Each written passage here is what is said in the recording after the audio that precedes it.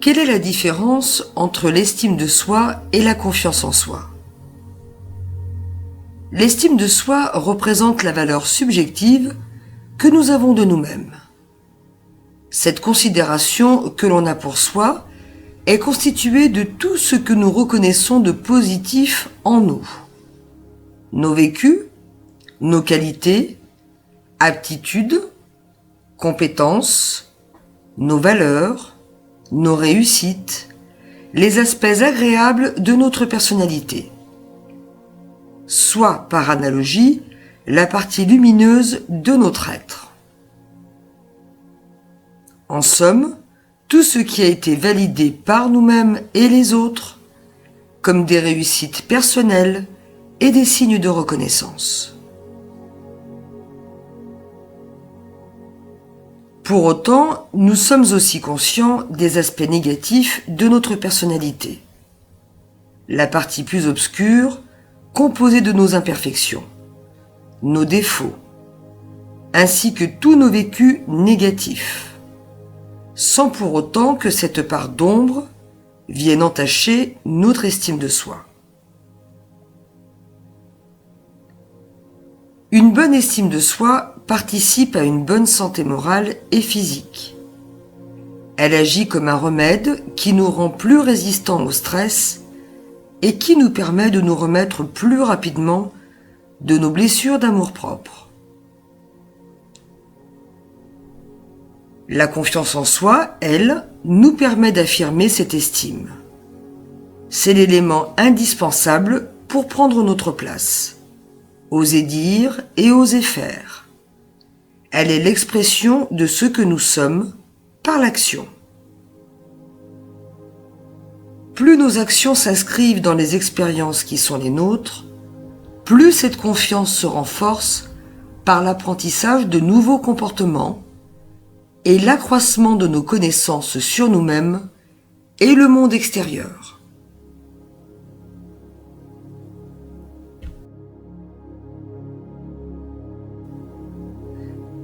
Pour illustrer ces définitions, je vous propose le schéma suivant. Au centre, la zone de confort en rose, aussi appelée la zone du connu.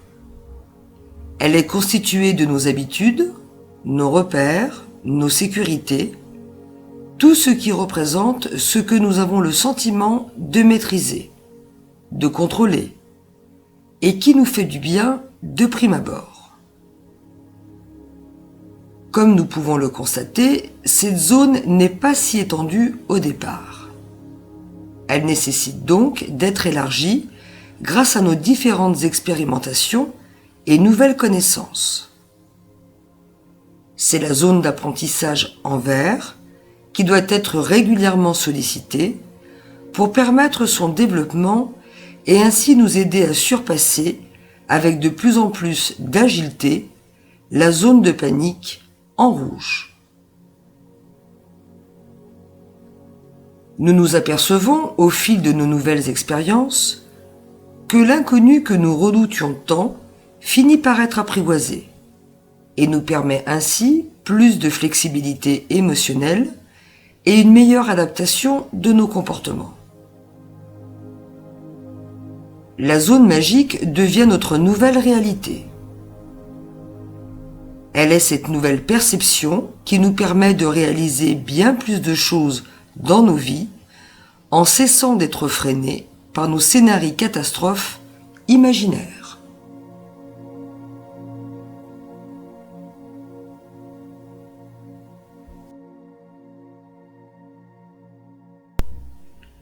Plus nous expérimentons de nouveaux comportements par de nouvelles actions, plus nous apprenons. Et plus nous nourrissons notre estime de soi et notre confiance en soi. Je vous rappelle que le cercle vertueux est la base du développement de la confiance en soi. La reconnaissance personnelle, soit dit autrement, notre fierté concernant nos réussites, ne doit en aucun cas susciter une connotation négative à votre esprit.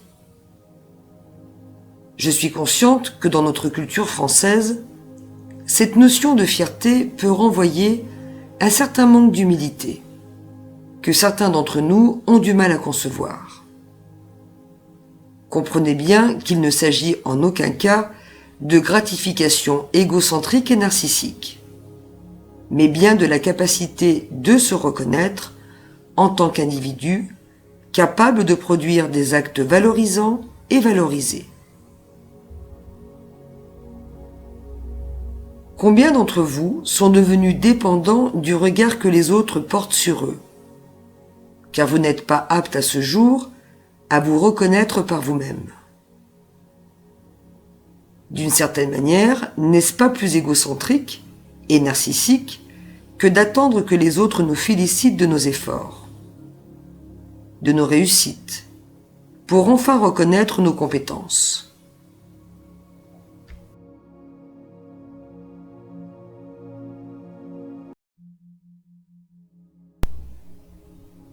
Ne serait-ce pas plus humble que de s'avouer capable, sans pour autant s'en vanter comme pourrait le faire avec débordement Monsieur ou Madame je sais tout? Cette idée que de se reconnaître d'abord personnellement est ce qui a manqué à notre développement. Et c'est bien cette marche loupée qui nous empêche de nous aimer tels que nous sommes aujourd'hui. Et c'est parce qu'il est fondamental de s'aimer soi-même pour atteindre l'indépendance psychologique et affective que nous allons maintenant prendre le temps de cet exercice, qui n'a pour seul objectif que de vous faire réaliser votre valeur personnelle et vous permettre de la reconnaître enfin sans la validation d'une personne extérieure. Bien qu'une personne proche de vous et de confiance puisse vous aider à compléter cette liste si vous séchez. Notez sur votre carnet de bord 100 points positifs au minimum vous concernant, comprenant vos qualités physiques, intellectuelles, émotionnelles, ainsi que vos réussites, les liens que vous avez tissés dans votre vie, tous les beaux et les bons actes que vous avez produits, même les plus simples.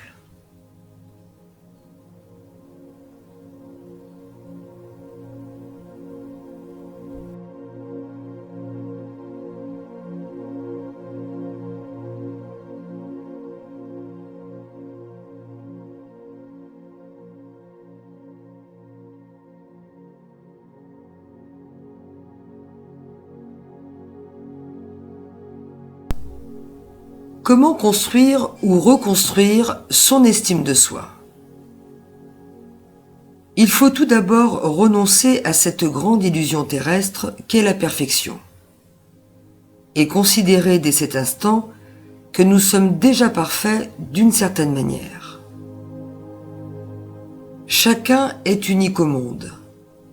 Même si certaines personnes nous ressemblent sur certains aspects, la perfection qui nous représente est notre caractère unique, que nous développons au fil de notre vie. Il faut apprendre à valoriser par nous-mêmes notre image, même si notre entourage ne nous aide pas dans ce domaine depuis notre enfance. Il faut être capable de reconnaître toutes ses réussites, ses compétences et ses capacités. Il faut cultiver l'amour de soi, car il est la base de notre propre estime. Sans lui, il est difficile de prendre soin de soi en écoutant nos besoins.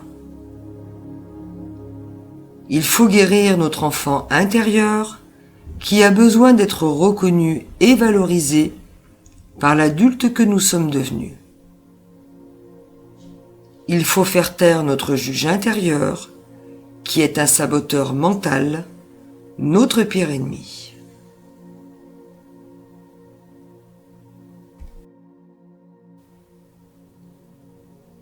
Comment aimer les autres de la bonne manière si nous ne sommes pas capables de nous aimer nous-mêmes? Nos façons d'aimer ne sont parfois pas si authentiques et sincères que ça. Il en va de même pour cette question. Comment bien prendre soin des autres si je ne suis pas apte à prendre bien soin de moi? Certes, vous n'aviez peut-être jamais fait ce lien entre ce que vous ressentez pour vous et ce que vous ressentez pour les autres, ce que vous portez bien plus haut que vous-même. Alors que certains d'entre vous constatent peut-être qu'ils n'estiment pas plus les autres qu'eux-mêmes au bout du compte. Dans ces cas de figure, les schémas qui s'activent en nous sont imprégnés d'un manque d'amour personnel. Par peur du rejet des autres, on se rejette soi-même. Il est alors question, maintenant, de prendre conscience de cette déficience qui ne fait que creuser chaque jour un peu plus le fossé entre vous et un certain bien-être, et vous et ceux qui avancent tête haute.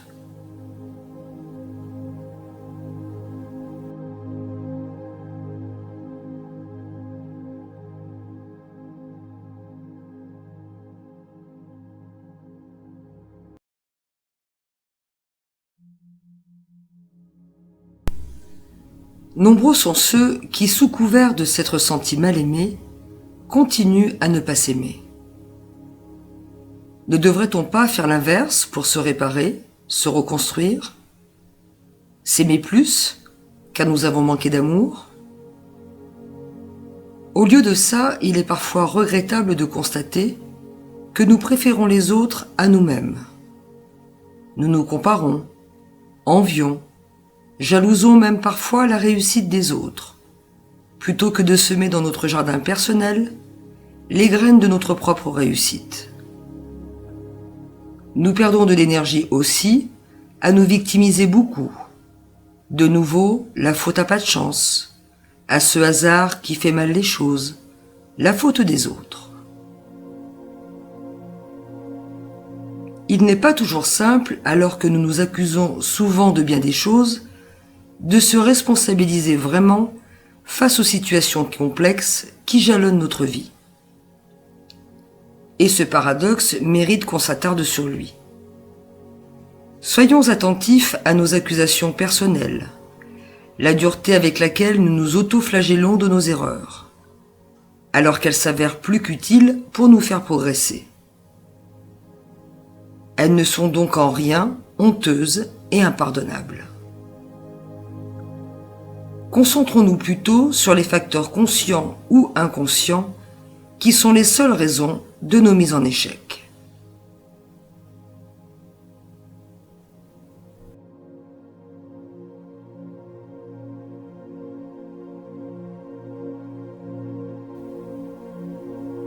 Ce qu'il faut en retenir. L'estime de soi est la valeur subjective que nous avons de nous-mêmes. L'estime de soi est un remède au stress. Elle est bonne à notre santé psychologique et physique. Nous nous devons d'accepter la partie sombre de notre personnalité. La confiance en soi nous permet d'exprimer notre estime en passant à l'action. La zone de confort doit être dépassée de manière régulière pour nous permettre d'expérimenter la vie. La fierté de nos actions et réussites n'est pas narcissique.